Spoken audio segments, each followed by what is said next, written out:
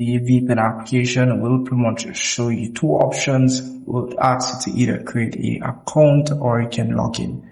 But once you have pretty much purchased your subscription, so this is a subscription-based VPN application. So if you don't have a subscription, you won't be able to use it.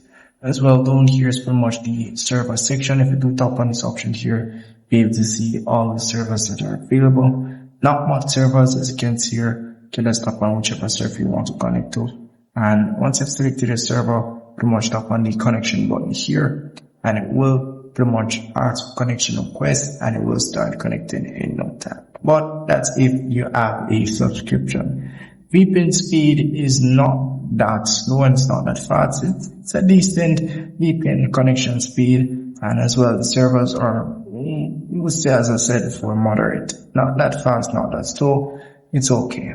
So that's really pretty much it for this VPN application. And as well, you can see their subscription, and they do offer a free trial. You can just tap on this option here to enable the free trial mode. Be able to get a 3 days free trial. You can test out their servers. As I said before, servers are at least 10 speed, so you can check it out and let me know in the comment section your thoughts on this VPN application here. So you can see they have a yearly and a weekly subscription. And that's really pretty much it. See you in the next one.